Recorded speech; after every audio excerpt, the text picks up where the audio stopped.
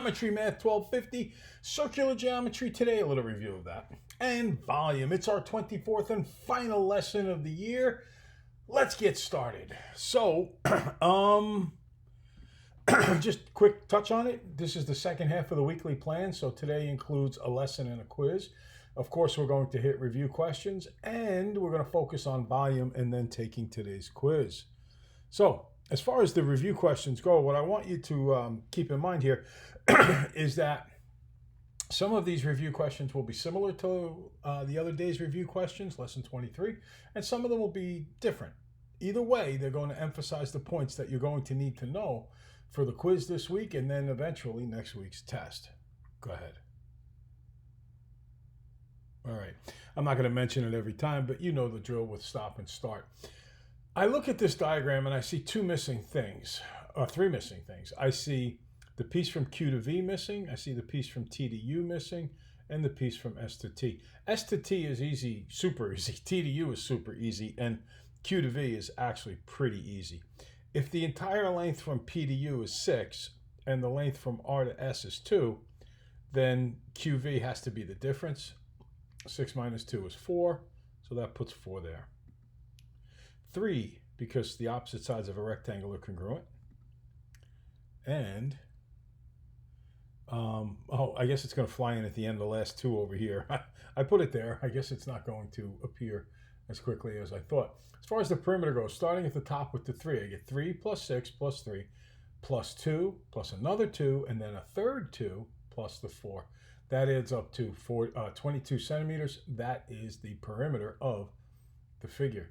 Now, as far as the area goes, area is the sum of the areas of the 2 rectangles. One rectangle is 3 by 6, which makes 18 square centimeters. Remember, we multiply to get area. And the lower left one is 2 by 2, so multiplying, not adding here. They just happen to have the same answer. 4 centimeters squared. Total is 22 centimeters squared. And there was that last missing 2 that was playing hide and seek for whatever reason. All right.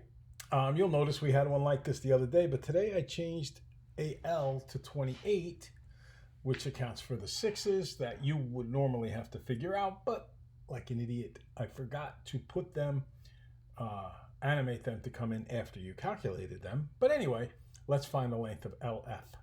Go ahead.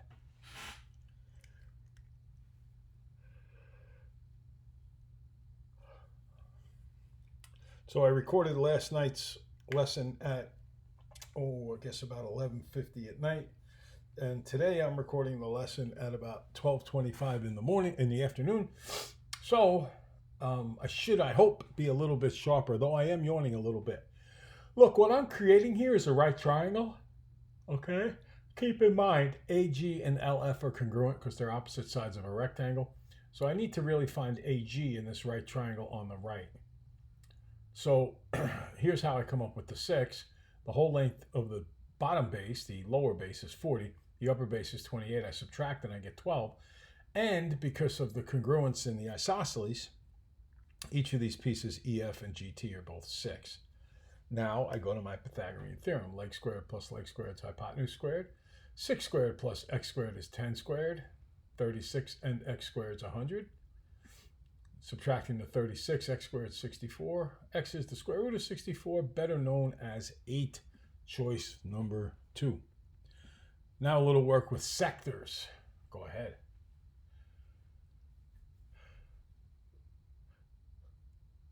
So a sector is a piece of a circle.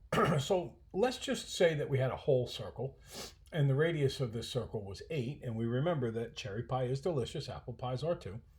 So the area is pi r squared, and the radius is 8, which gives me 64 pi when I square the 8. But I don't have a whole circle.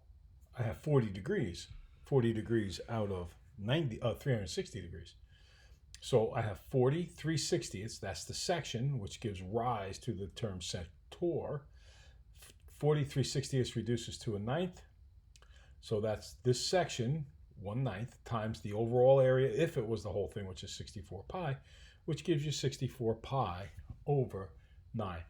So that's a nice little sector question. You know you got one of those coming up on your quiz. You're going to have one or two on the test next week. So sectors are something you should understand and be good with. Okay, now surface area is the sum of the areas on the outside. Go ahead, begin.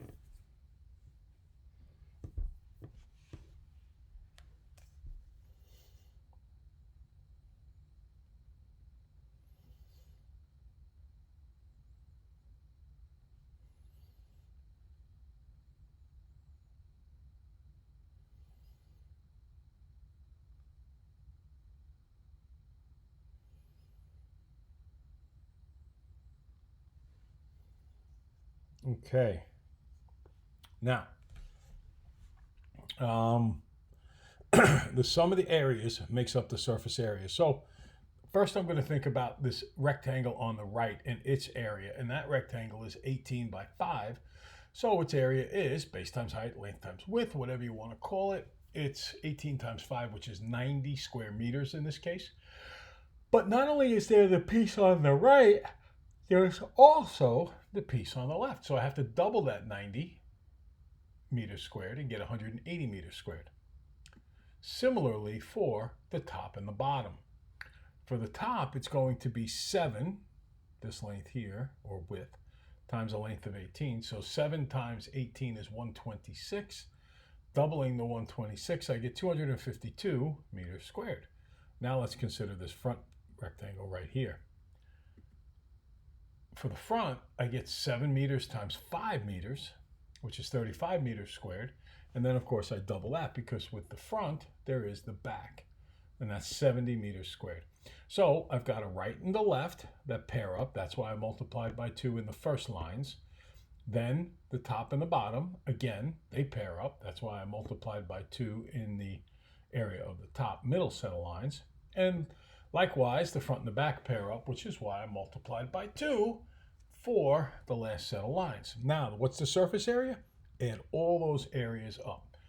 180 plus 252 plus 70 is 502 square meters.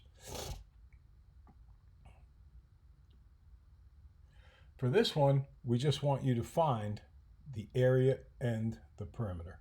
Go ahead.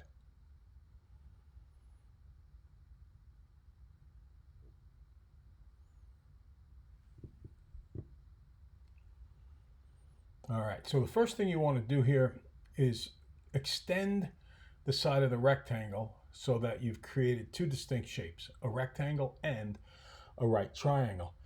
And now you need to find the missing sides.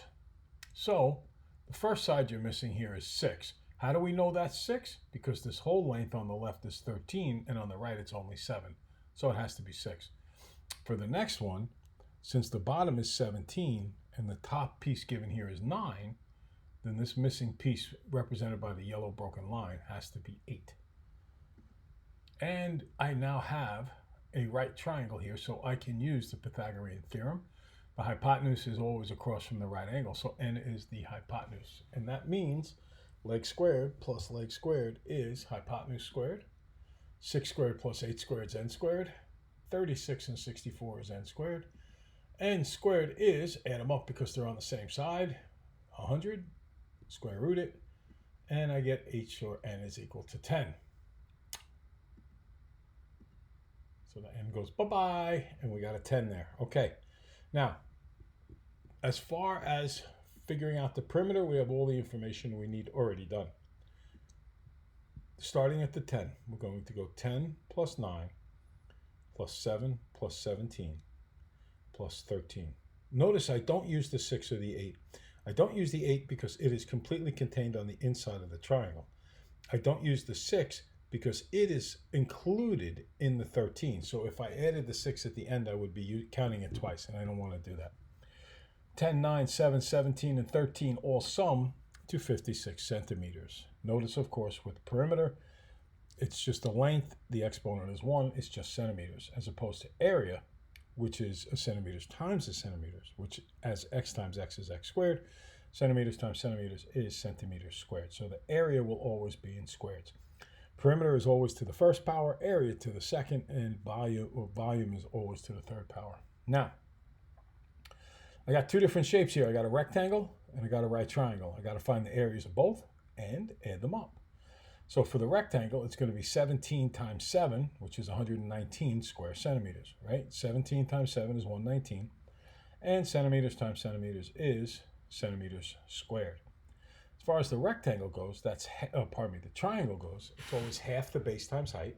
So that's half of 6 centimeters times 8 centimeters, which is half of 6 times 8, 24 centimeters squared. Sorry about the yawn there. If I add up the 119 and the 124, I get 143 square centimeters. So far, each of these questions have actually been direct copies with the numbers changed of work we did the other day. That changes now. And this is an interesting question. I'm going to let you read it for a minute. Then I'm going to help start you on the problem. And then we'll let you get to work on it.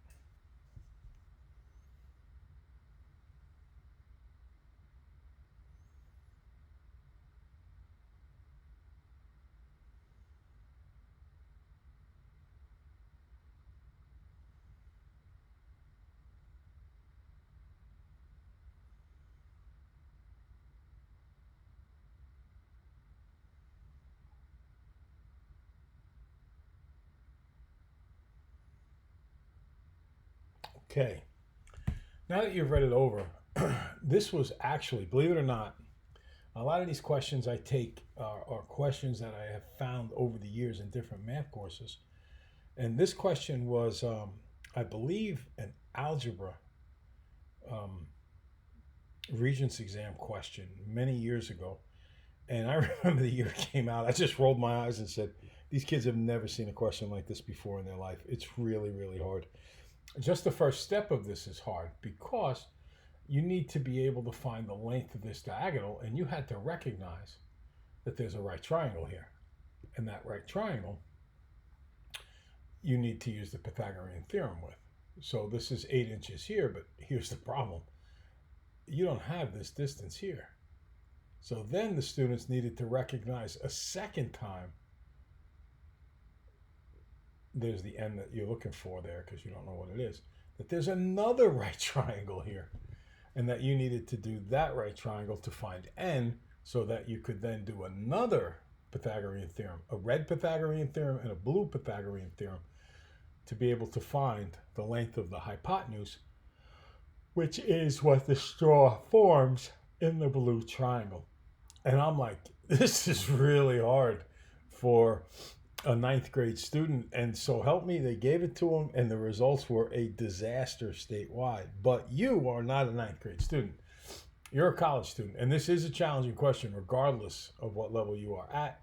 But it's your turn. First, the blue triangle. We already set that up. In order to get the blue triangle, we got to take a step back to the red triangle, find n, and then use that in the blue triangle. Go ahead.